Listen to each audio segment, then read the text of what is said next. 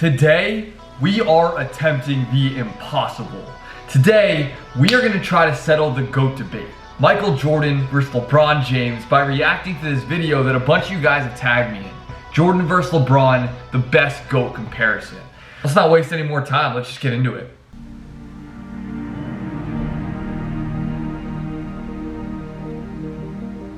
Really quick, just realized I probably should have said this before we started. I'm a LeBron guy, okay? Before watching this video, and look, maybe I will get converted, but as of today, 3:14 p.m. on Sunday, July 31st, 2022, I am Team LeBron. I think LeBron's the GOAT.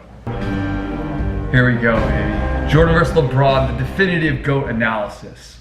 Jordan versus LeBron. LeBron versus Jordan. It's a debate that has captured the public's attention for the last several years, especially after this moment in 2016, when LeBron James beat the Golden State Warriors to win the third championship of his career. In LeBron's own words, that one right there made me the greatest player of all time. For so many reasons. I was like, that one right there made you the greatest player of all time. But did it? Is everything since that moment simply icing on LeBron's cake? Or is LeBron destined to finish his career in Michael Jordan's shadow? Wait a second. This is important actually. This video was made on April 20th, 2020. The Lakers won the bubble championship in October of 2020. So this video doesn't even include LeBron's most recent ring. Just gonna throw that out there. But the GOAT debate isn't as simple as the pundits make it seem.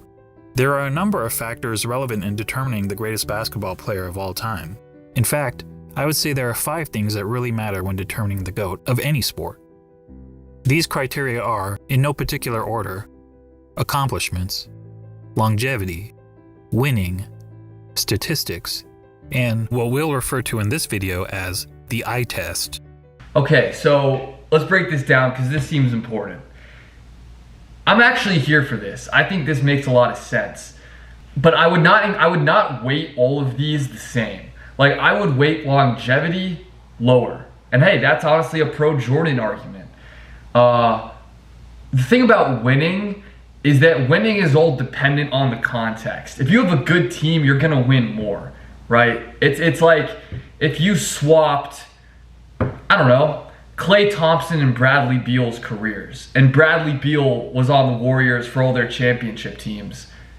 Is Bradley Beal the surefire Hall of Famer? Is Bradley Beal a champion? Just throwing that out there. And then yeah, statistics are pretty straightforward, accomplishments are pretty straightforward, and the eye test, which should be pro LeBron, but I guess we'll find out. And to be the GOAT, you don't need to be the best in any specific category, but you need to be pretty good across the board. So simply winning 7 championships, like Robert Horry did, isn't enough to get you into the conversation. Right. When we're finished with this video, it'll be plainly obvious that one guy comes out on top. But before we get started, I want to clarify that this is not a comparison of legacies. It's about who was the better basketball player. Okay, I'm already a huge fan of this video because this is always where the GOAT debate hits a wall. Jordan supporters will talk about legacy, and they'll talk about going 6 for 6 in the NBA Finals, and they'll talk about how Jordan dominated his era and all this stuff. But then LeBron supporters like myself, I just argue LeBron was straight up a better basketball player, so he should be the GOAT. So I love this. Already a huge fan. Shout out to Danger Productions. If I haven't already, given my man a shout out. And we'll start with individual accomplishments. Take a look.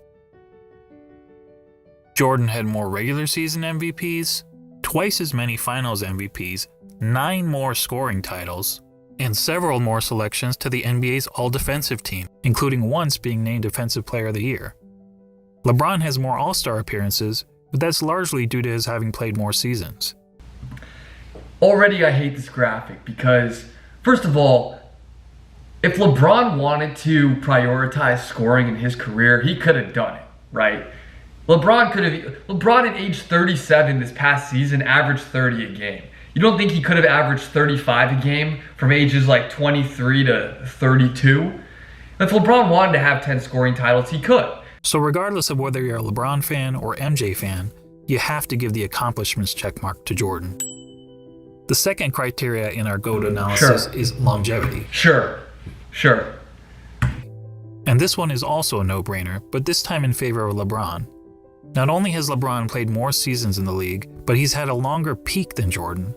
Jordan's peak lasted about 10 years, whereas LeBron's peak has lasted 16 years and is still going. Damn, man. Why'd they do my guy like that with this photo? Which puts the longevity checkmark squarely in LeBron's corner. Okay, so there are two things that my guy did not include in this longevity portion of the video. Number one, and this is a pro-Jordan argument, LeBron spends I think the number is $1 million per year on his body. Today's NBA, today's just society, we have better access to medicine, technological advancements for health. That being said, pro-LeBron argument, he actually cares. Michael Jordan was a notorious gambler, partier, golfer. I mean, maybe not golf. Love me some golf. You can probably see my clubs behind me. Look, at the end of the day, Michael Jordan could have had access and could have taken better care of his body. Going to casinos, staying up till 4 a.m., that's not as good as LeBron sleeping in a cryo chamber at 10 p.m. every night. That brings us to the third GOAT criteria, winning. As we all know, Jordan won 6 championships. LeBron has won 3. Jordan is 6-0 in the NBA Finals, LeBron is 3-6. Yes, LeBron has made the finals 9 times compared to only 6 times for Jordan, but let's not pretend that making the finals is the same thing, or even close to the same thing, as winning a title. Why not? I agree it's not the same thing. It's obviously not as good. It's always blown my mind that people see LeBron making 9 straight finals, but then losing 6 of them, and considering that a bad thing. What do you want him to do? Miss the playoffs? Lose in the second round?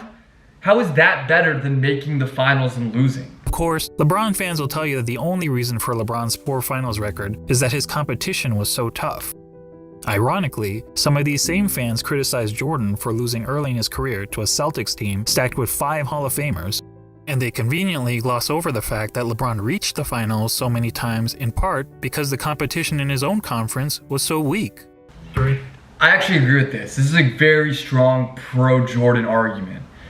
The whole strength of play thing, I think, is a wash. Yes, those Golden State Warriors teams were the best teams that either LeBron or Jordan has had to face in the finals. But yeah, Michael Jordan had to go through the Pistons, the Larry Bird Celtics, legendary teams, while LeBron was playing the Kyle Lowry Raptors. Come on now. Let's not forget that Jordan has never won anything but gold in the Olympics, and he also earned an NCAA championship, in which he hit the first of 2 iconic championships. Can we not include NCAA, college basketball stuff? Can we not include high school? The Kareem Abdul-Jabbar supporters that bring up the fact that he is the only guy to win a high school championship, a college championship, an NBA championship. That's so dumb, right? I think we can all agree on that. Let's not include high school accolades or Olympic stuff in the GOAT debate. Thank you. All that is to say, when it comes to winning, the checkmark clearly goes to Jordan. I will say it goes to Michael Jordan, but not clearly. I think LeBron is right there. On to the fourth GOAT criteria, statistics. This one is a bit more complicated. I mean, how do you statistically evaluate 2 players who played in different eras under different rules at different positions? Good point. One way of doing it is to simply look at the 8 traditional statistics of basketball. Points, assists, rebounds, steals. I'm already gonna hate them doing this because, again, there's so much context to traditional stats that just kind of make them meaningless, to be honest. Pace of play. You know what I'm saying? How good were your teammates? How good was the defense? What was spacing like? I don't know. There's just way too much noise when it comes to points per game and assists and rebounds that, whatever, I'll hear them out. Field goal percentage, free throw percentage, and turnovers.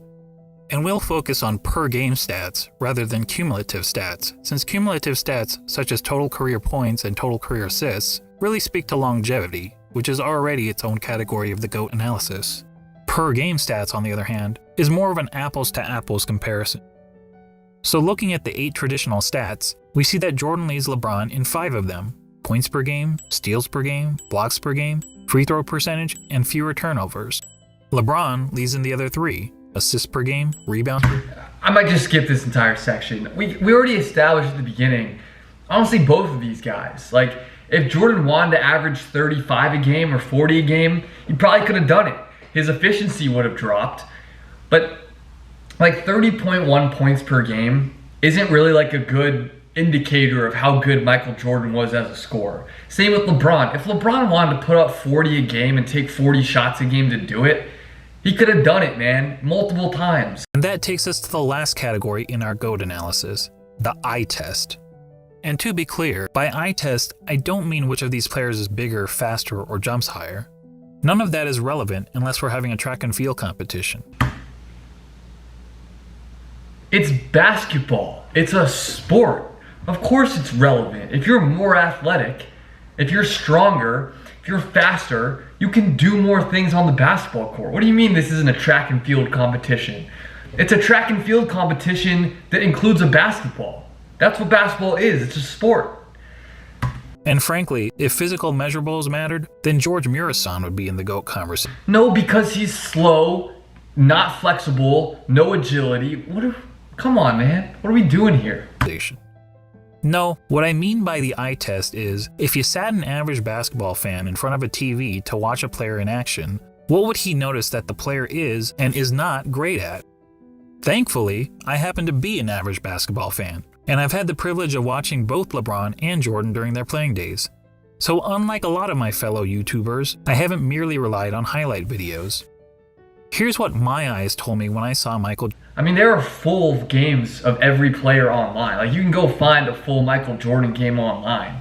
It's not like there are only highlights available and the full games are locked away in a safe somewhere in the bottom of the United Center in Chicago. I've watched full Michael Jordan games. Defensive player in the game. He was arguably the best defensive player in the game. He had the best mid-range game. He was the best finisher at the rim. He had the best post-up game, which is incredible considering most players who dominated the post were big men. And when it comes to the GOAT debate, that's the biggest hurdle facing LeBron. He's basically being compared to a guy who was great at everything and practically had These Jordan highlights are just so nasty, man. no weaknesses. Seriously, judging by the eye test, what's the worst thing we could say about Michael Jordan's game? He wasn't a good three-point shooter? How about that? Probably that he wasn't a very good three-point shooter.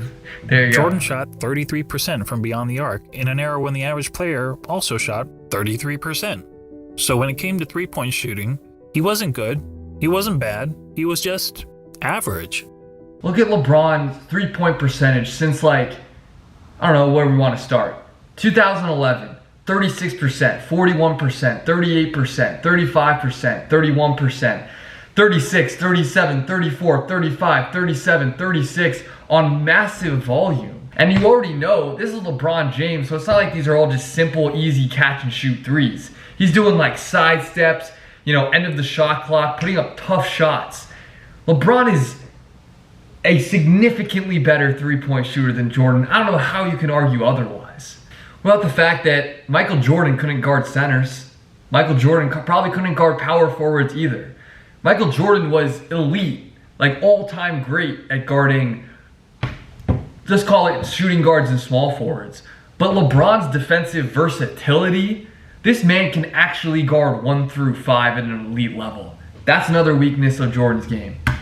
LeBron, in fact, has 4 major weaknesses as a basketball player, each of which is readily apparent to anyone who has actually watched him play.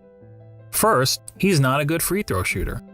For his career, LeBron has shot around 73.5% from the free throw line, which is pretty poor for a player who handles the ball as much as he does. LeBron's second weakness is that he's an inconsistent defender. Sure, he's had some years where he was elite defensively, which is evidenced by his numerous selections to the NBA's all-defensive team. Don't you think it's funny how when they were talking about inconsistent defense, they used some random regular season clip against the Kings, and then when they were talking about his elite defense, they used an NBA Finals Game 7 clip? Yeah, LeBron's inconsistent on defense, okay? Shoot him. LeBron could probably put in a little more effort, sure, but when it really matters in the playoffs, LeBron is an incredible defender. Offensively, which is evidenced by his numerous selections to the NBA's all-defensive team, but he's also had several years where he's practically been a liability on the defensive end. Whether or not LeBron wants to guard Joakim Noah in a meaningless regular season game against the Memphis Grizzlies should not matter when we're discussing if he's the GOAT. In fact, Jordan is the only player to rank in the top 5 amongst all guards in both steals per game and blocks per game for his career. So here's what I don't understand about this video. I thought this section was the eye test, but right now he's using stats to explain how good of a defender you were. When I feel like watching both LeBron and Jordan, it is pretty clear that when both players are locked in, LeBron is the better defender because he can guard everybody. LeBron's third weakness is that he's not a very good shooter, and this is a pretty significant flaw for someone claiming to be the GOAT, which is aided by his playing in an era where it's been relatively easy to get to the rim, particularly when compared to the physical era in which Jordan played. And just like every other player, LeBron is really effective from 0 to 3 feet, hitting over 73% of these shots. Wanna know why there are no highlights of LeBron getting manhandled like there are with Jordan? It's because you can't, okay? You can't manhandle LeBron when he's 6'8", 260. The whole the 90s era was more physical thing, I just think is so dumb and overrated. Yes, it was a little more physical. It was not a street fight every Tuesday at 7 p.m. when the Bulls played the Pistons. It's not the UFC, okay? Dana White was not recruiting guys out of the NBA. In the 2013 finals, the Spurs' defensive strategy against the Heat was to basically dare LeBron James to shoot. And keep in mind, this was against LeBron in his prime. Can you imagine an opposing coach using a similar strategy against MJ? Because LeBron was so dominant as a slasher that was their only hope. Because you don't want LeBron to get downhill and get to the rim, because then either he's going to make a layup every time or he's going to find a wide open Ray Allen in the corner. Whatever. It wasn't to hone in on LeBron's weakness, it was to take away his dominant strength. And that gets me to the last major weakness of LeBron's game, his performance, or more accurately, lack of performance, in the clutch. Remember when people were praising LeBron for making a couple of buzzer beaters in the playoffs 2 years ago? They used these stats to claim that LeBron was better in the clutch than Jordan. Hold on. Hold on, wait a minute. They just used this example of LeBron blowing this layup. Do you guys remember what LeBron did in this game? Look at this. Okay, so yeah, LeBron misses the layup. John Wall gets the ball. They foul him, right? Now look at this. John Wall goes to the line. Makes both free throws. Is free. Love, LeBron, and got it. Banks it in. Unreal, bro. How are you going to use this clip when the very next play, LeBron hit one of the most iconic, absurd buzzer beaters of the last 20 years? Here's a situation that's often used to determine a player's clutchness. 5 seconds to go in the fourth quarter or overtime, and your team needs a bucket to either win or tie the game. It answers the age-old question, who do you want taking the last shot with the game on the line? Yeah, I want Michael Jordan taking the last shot. I agree. That doesn't mean he's a better basketball player for a 48-minute game. So there you go. When it comes to the eye test, our eyes tell us that one player, Michael Jordan, is great at everything and has practically no weaknesses. And the other player, LeBron James, while also having a ton of strengths, has several obvious flaws to his game. And how about Jordan's passing? If I really wanted to, I could break down the nuances of Michael Jordan's passing and tell you that he wasn't good at pick and roll passing or passing out of a double team to the far corner. All things that LeBron does in his sleep. To say that Michael Jordan has no weaknesses and that LeBron has 4 major ones is just that's not the eye test. You're looking at stats again. The fact that this guy had to use stats to back up his pro Jordan take in the eye test segment should tell you all you need to know. And when all is said and done, after analyzing the 5 key factors of being the GOAT, Jordan gets 4 check marks to LeBron's 1, making this GOAT debate, well, not much of a debate at all. Okay, I think you guys know what I'm about to say.